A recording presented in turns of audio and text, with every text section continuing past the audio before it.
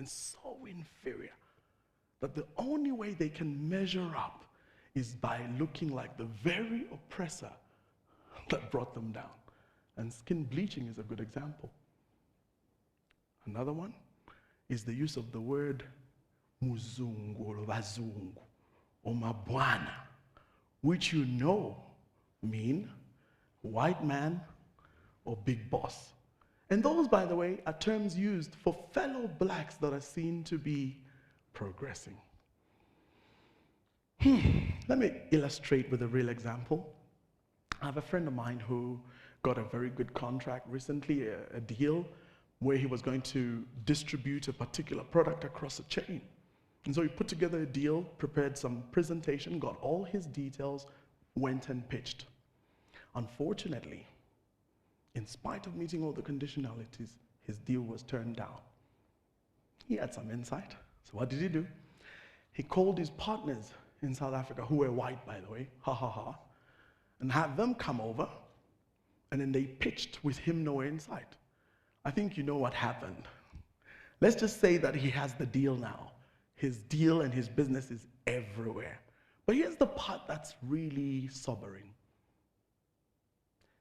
The people he spoke to and pitched were indigenous African blacks like you and me.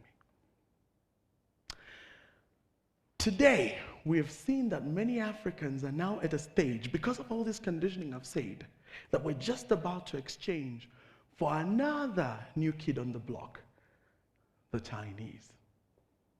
So what are we doing? What's the solution? How do we come out of all this? Well, my solutions are not going to be fun, but this is TED, ideas worth spreading. So number one, we need to unshackle ourselves from the mental chains of religious dogma and mind control, which is really what religion is about. Freedom of the truth must be a substitute. Further, we must stop following rules and regulations, rituals, and get to the liberty of the truth.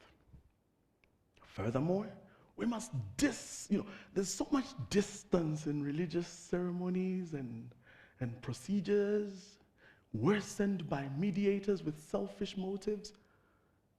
We need to eliminate that distance. We need to get to a place where we know the Creator in person and know the truth in Him.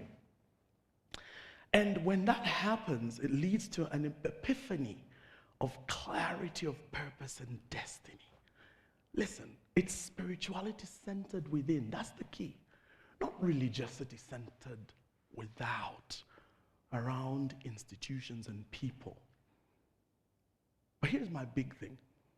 We need a mindset change. And no, it's not just a phrase, because mindset change, paradigm, just a big thing nowadays. But no. I'm talking about a serious reprogramming. Lastly, we need empowerment. And that empowerment comes from empowering education, something that's really about releasing people into destiny, not keeping them subservient to an institution forever and ever till kingdom come. I'm going to end with this saying that you all know. It says, give a man fish and you feed him for a day. But teach the man to fish and you feed him for a lifetime. But you know something? I want us to be disruptive completely. Forget about teaching the man to fish. Here's the deal. Empower the man to own the lake. And you feed him for generations after him. Ladies and gentlemen,